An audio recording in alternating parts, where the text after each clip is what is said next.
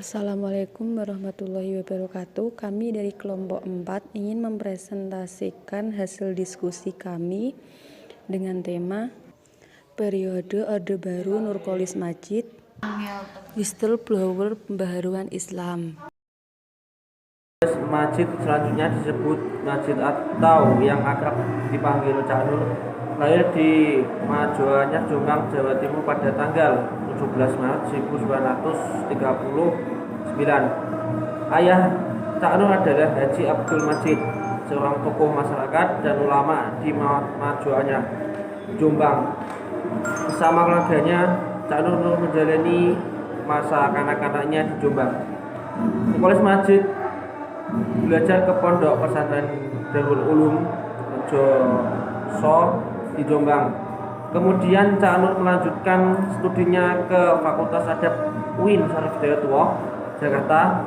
Dahulunya bernama IAIN Syarif Hidayatullah, tamat tahun 1965 dan 1968. Doktorandos.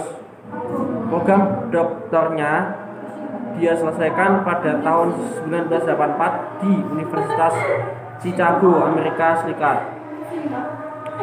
Selanjutnya beliau menjadi anggota MPR selama 2 periode 10 tahun di masa pemerintahan Orde Baru 1987 sampai 1992 dan 1992 sampai 1997. Setelah itu yang menjadi ketua umum PBHMI pada tahun 1967 sampai 1969 dan 1969 sampai 1971.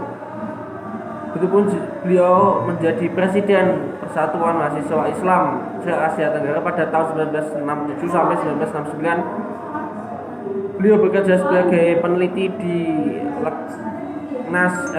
Leknas LIPI pada tahun 1978 sampai 1984. Beliau juga menjadi peneliti senior LIPI pada tahun 1984 sampai 2000. Selanjutnya yaitu pemikiran Nurcholish Madjid mengenai Islam. Yang pertama yaitu Islam dalam menghadapi modernisasi. Menurut pendapat Nurcholish Madjid, pengertian yang mudah mengenai modernisasi merupakan pengertian yang identik atau hampir identik dengan pengertian rasionalisasi. Sesuatu dapat disebut modern jika ia bersifat rasional, ilmiah, dan bersesuaian dengan hukum-hukum yang berlaku dalam alam. Bagi seorang muslim yang sepenuhnya meyakini kebenaran Islam sebagai way of life, semua nilai dasar way of life tercantum dalam Al-Quran. Modernisasi merupakan pelaksanaan perintah dan ajaran dari Tuhan Yang Maha Esa.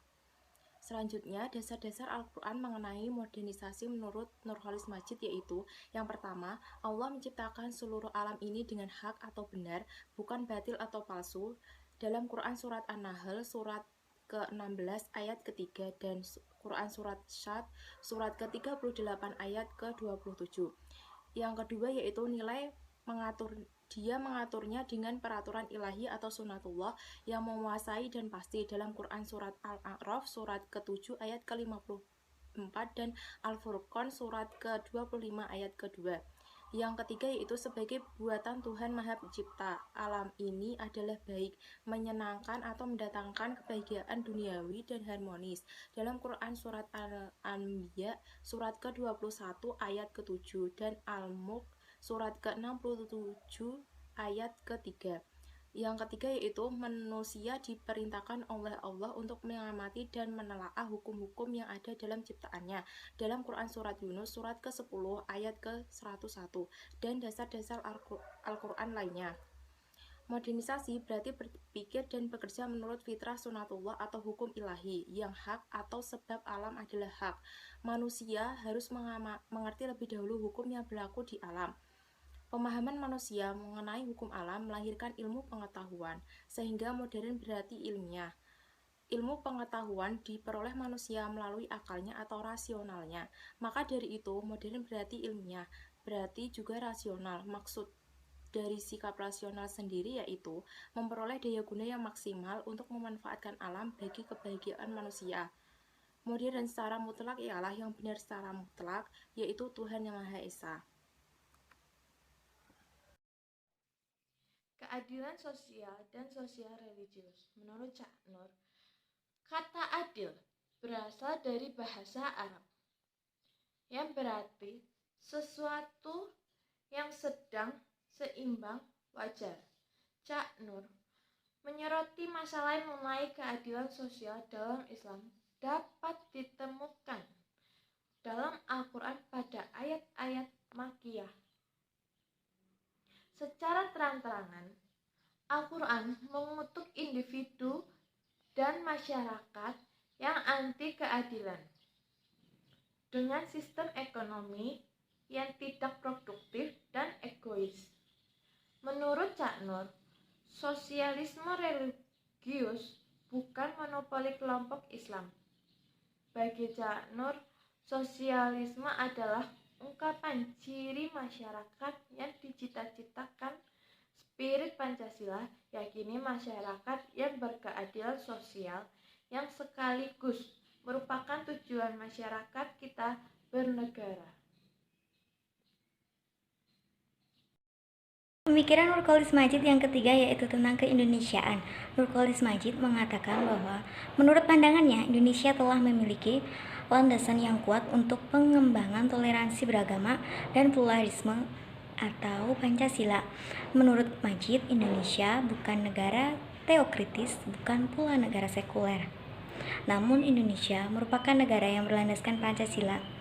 Sila-sila yang terdapat dalam Pancasila sudah sangat akomodatif dalam memahami keragaman tersebut, terutama dalam pasal 1 yaitu ketuhanan yang Maha Esa. Nurcholish Madjid menganjurkan untuk saling menerima dalam suatu perbedaan. Keselarasan Pancasila dan ajaran Islam merupakan bagian dari sejarah yang unik. Selanjutnya yaitu pemikiran Nurcholish Madjid tentang pembaruan Islam.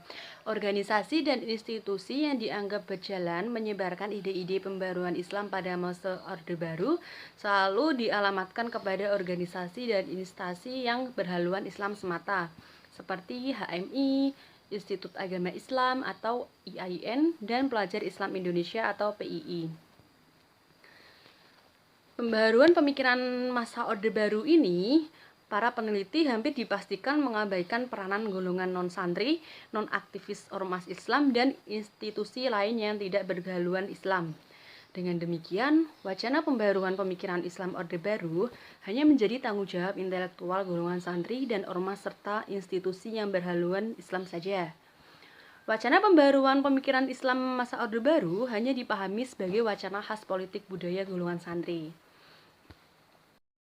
Selanjutnya yaitu Cak Nur berkeyakinan bahwa jika umat Islam, khususnya mereka yang menganut atau diilhami oleh pikiran-pikiran Ibnu Ta'amiyah, mewarisi dan mengembangkan tradisi intelektualnya itu, dapat digarap dan akan diketemukan jalan keluar dari berbagai kemacetan berpikir zaman sekarang ini atau permasalahan pada zaman sekarang ini. Modernisme yang dihasilkannya merupakan suatu jenius agama Islam tersendiri, yang pendekatannya bersifat menyeluruh dan prinsipnya tanpa harus memberi konsep parsial kepada desakan-desakan luar. Cak Nur menawarkan sebuah pandangan yaitu memelihara nilai lama yang baik, meninggalkan nilai baru yang lebih baik. Akan tetapi, dia mengatakan bahwa kita harus waspada. Kita tidak bisa mengharapkan seseorang yang tidak mengimani agama kita mampu menampilkan Islam tanpa